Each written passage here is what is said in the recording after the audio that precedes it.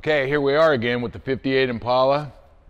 Now if you look at this door here, that's the only panel left on the car that hasn't been completely stripped. So I've still got some of the original lacquer on the top, and on the bottom you can see from me grinding it off there's some residual lacquer and red oxide and maybe a little bit of paint and stuff here and there. That's the way the rest of the car body looked until I went over it with a DA and 80 grit, and then we treated it with OSPHO. That's phosphoric acid. That's the guys out here in Texas, they're all a bunch of rednecks and they like that brand, so that's what we stock at the Paint Spot. But phosphoric acid is phosphoric acid. So you just need to make sure that you go over the metal prior to any primer or anything, and you etch it yourself. You don't trust a can that says self-etch, because that can's basically telling you, hey man, throw me in a gun, put some air to me, put me on the car, and I got this covered. I'm gonna do the job for you. It's really better for you to just do it yourself and make sure that it's neutralized. You can see it and inspect it, right? So that's where we're at right now. The next step is we're gonna go to the Clausen's Rust Defender Primer. That's over there. We'll get a picture of that before this little segment is over with. And then we're just going to start stacking the hell out of primer. I don't use a lot of body filler since I've started using that stuff. I just as soon use that all the way through. So either you mix a bunch of body filler and go back and forth on the car, or you spray it out of a gun at the same time you're putting the primer on it. At any rate, it's a bulletproof foundation.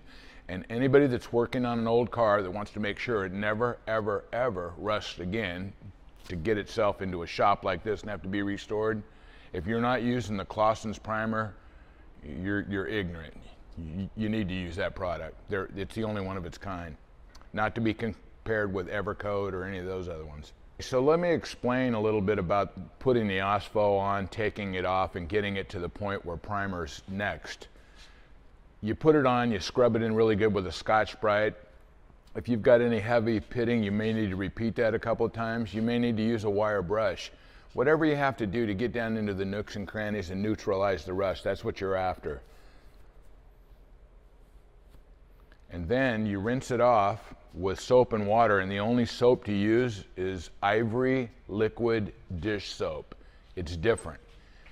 And it's probably the cheapest one at the supermarket. It doesn't have all the things for ladies' hands and all that kind of stuff in it, so it's neutral.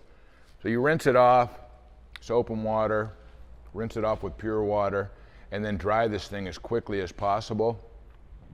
It'll want to turn golden brown. You should have everything kind of ready to go at that point.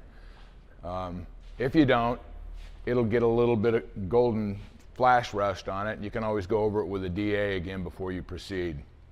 I didn't spend much time on this, and as a matter of fact, you can even see some of the areas where there's streaks in it from, the rinsing process. What you're looking at is a red oxide epoxy primer on the inside. Now all that's been cleaned really well, and I replaced a good amount of what you're looking at. And as a matter of fact, you can even see the tunnel there that I kind of left for last, because I had to put the body back on the chassis. I had to have the location of the transmission to finish the tunnel, and that was done after I had put the epoxy on the rest of the floors. Now you guys have heard me talk about epoxy in the past, and I'm not a fan of it, but there's a time and place for everything.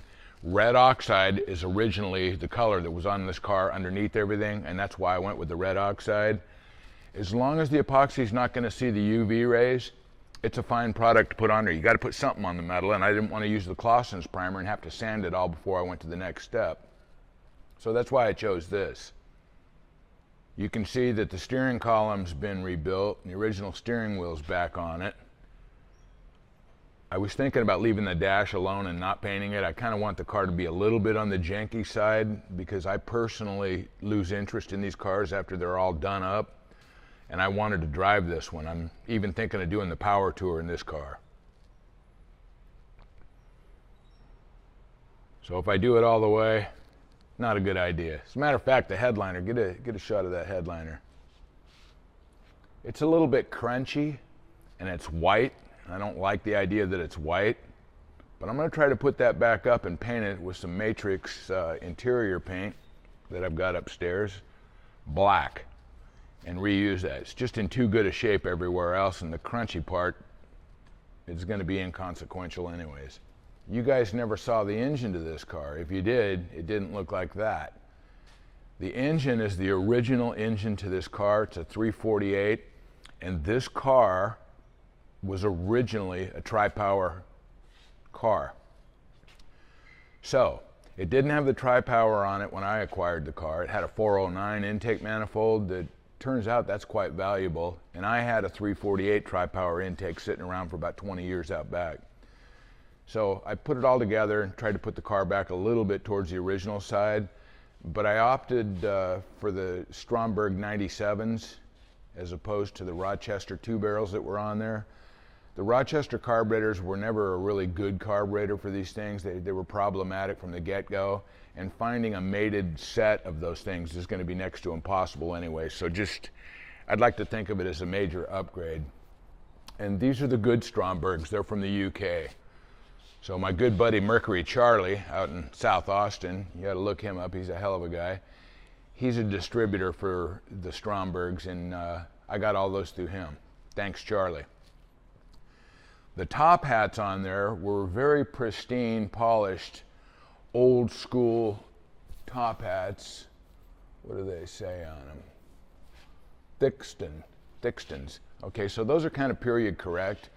I purchased those off eBay, and I had to kind of almost destroy them, sandblast them, to get them to look like the valve covers that originally came on this car. Now, I originally tried to put a wrinkle finish on those valve covers. They were all oxidized and looked really, really bad. So I sandblasted them and tried the wrinkle finish paint, but that stuff was problematic. It wasn't wrinkling consistently throughout it, so I washed it all off with lacquer thinner. And I went back and I put a direct-to-metal, like an etch primer or something on there. And then I went over it with some 777, which is a direct-to-metal paint, North Star, single stage. And then I mixed up some black bed liner and kind of spit it on there. And that's my version of the wrinkle finish. It's not a wrinkle, but it's a cool look. And then I did that to the top hats as well to make those match. And then took a block and blocked off the fins. So that's what you're looking at there. The 348 turned out to be a new engine. There was the bearings, the rings, everything brand new, like it didn't have more than a couple of 100 miles on it. And it's got an old Crane solid lift split duration cam in it, and that was in pristine shape. So other than a few gaskets and stuff like that, it's pretty much the same. Now the heads had Buick valves, Buick intake valves in it. I don't know why that happened. It was done many, many, many years ago. Like I said before, this car's been sitting since the latter 60s. So it was all old school stuff. So we changed that, went to some 409 valves and stainless steel. It's got all stainless steel valves in it. Kind of upgraded the heads for today's fuel. And that's about the extent of the engine work, besides just replacing stuff like water pump, fuel pump, things like that. It's going to have the original point ignition in it. I've already curved that distributor. I don't need 50,000 volts to fire a spark plug, so I'm real good with points. As a matter of fact, I don't think I'll ever put a car together here again that has anything electronic on it, including the ignition. I'm going to stick with points. And so that'll be going back in it. Now, she's got some good shots of the finished chassis up here. I'll start pointing out a couple of things. I don't know what extent it was the last time. My old camera guy Paul's been out of pocket for so long, and my iPhone went bad. I had a few videos along the way that I wanted to kind of splice in here, and that phone went bad, so I lost all of that. But anyways, the straight axle is in. It's all painted up. I've got 8-degree wedges underneath the perches on the springs there to give it a little bit more camber. And then just started knocking things out one at a time. I got quite a few comments, mostly emailed to me and text and stuff regarding the rack and pinion unit. I'm not going to say that that was easy, but every time you run into a problem, you just do what you can to overcome it. And when somebody says you can't do this or you can't do that to me, then I guarantee you for sure I'm going to do it.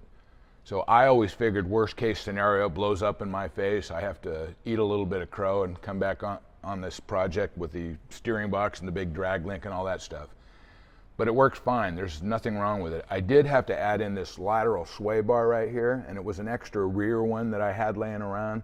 So I just made all these brackets and put that in there, and that'll take out any lateral movement on this thing. And I did not want to go to adjustable shocks because that's going to make it more rigid than it already is. So I kind of stuck with these cheap stock shocks here on the outside. Now the geometry on the rack and pinion was what was really getting me. You guys can see the steering column coming out there. Got a double U-joint up here, got a single U-joint down at the bottom. Had problems with a sleeve that I'd put in there because what was actually happening, we weren't getting just up and down movement, and you could see the angle that shaft setup is on anyways. Because the axle is mounted stationary back here via the leaf springs, any up and down movement, that spring is going to grow and get longer, and that's going to show itself on these front shackles here that do move. Now I originally put like 6 degrees, I think, in there, and you can see that was just an educated or maybe a non-educated guess. That was before the engine and all this weight was on the car. So now I've got a little bit too much right here. What was happening is, as it was moving up and down, it was also wanting to go back. And so that tube that I put in there to kind of guide that outer D shaft was binding. So actually the gal that's working the camera right now suggested that I just remove it and stick with the Heim joint, and that's all it really took.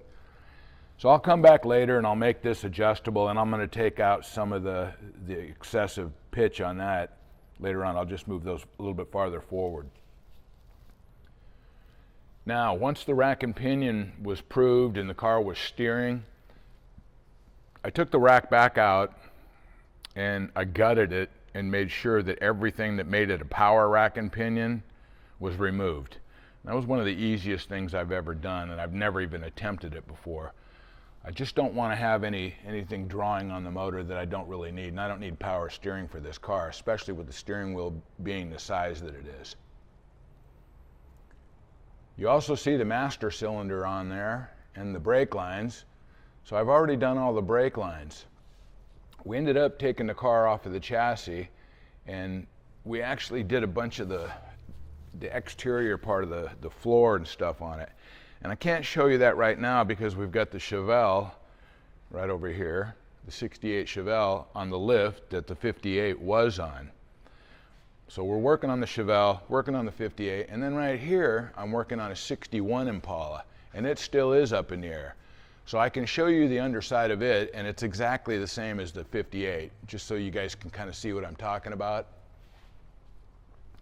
We sandblasted the chassis, and I just went over it with a couple of coats of 777, that's a direct-to-metal single-stage North Star black, satin black, just like what you're looking at on the 61. Went over the floor pans with the same thing, and then I came back to back and kind of, just spit some lizard skin on there, my version of the lizard skin. I've got one component that does both things, where lizard skin is kind of broke up. They force you to buy 2 products. So this is how the 58 looks underneath. So the wheels that are on here are roller wheels, and I'm pretty sure that you guys have seen some video footage of the other wheels, the Kreger mags that were on it. They're right over here. And those are originals. Those are magnesium center. They were completely wasted. So I took them to a friend of mine. He sandblasted them, and it took him quite a while to do that because he didn't want to eat up the magnesium. And he powder coated the chrome kind of look on there. As time goes by, those spokes will get a little bit more magnesium colored, kind of a greenish gray. And then I've got some cool looking Kreger knockoff caps that go on there that are actually original Kreger caps that a customer gave me that I'll put back on it. So yeah, I'm using mostly 58 Chevy stuff that came off this project to begin with. Okay, one of my last hurdles right before we took it off the lift was the rear end. It's the original 58 Impala rear end, but the way they had that rear mount on it, it was hokey at best, and there was no way for it to articulate without just chewing up the two stupid little bushings that were inside there. So I put an adjustable link arm up on the top there in the center, probably kind of hard to see right now, and the heim joints at the back part of the pumpkin there.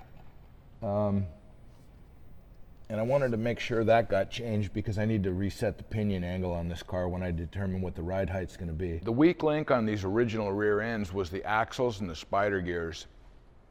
What also added to the whole equation was the carrier bearing on the split drive shaft, because this has got an X frame in it. So I beefed up the carrier bearing quite a bit, put new U-joints and stuff in the original drive shaft, and then I was going to build the rear end, and because of what's going on in this country right now, it was back ordered just indefinitely. And after 3 months, 3+ months, I opted for just buying a Corvette Positrack carrier from eBay, taking my chances on it. I ended up getting a pretty good deal on it, and it turned out to be in really good shape. So I had to take it all apart, clean up the clutches, make sure everything was in good shape, put it back together, and then I put the new ring and pinion on it. So what I ended up with is a 355 Posi. It's got Mosier axles in it. It's bulletproof now. I love these rear ends, and I had a lot of people ask me why I didn't put a 9-inch Ford rear end in it. And I don't believe in that. This isn't a Ford, this is a Chevrolet, so I'm not going to use a Ford rear end in one of these cars. Same thing goes for a Ford. I wouldn't put a Chevrolet rear end in one of those either. So that's it, and it's a really, really, really tight setup that's in there. As a matter of fact, the car's hard to roll sometimes because the clutch pack is so tight.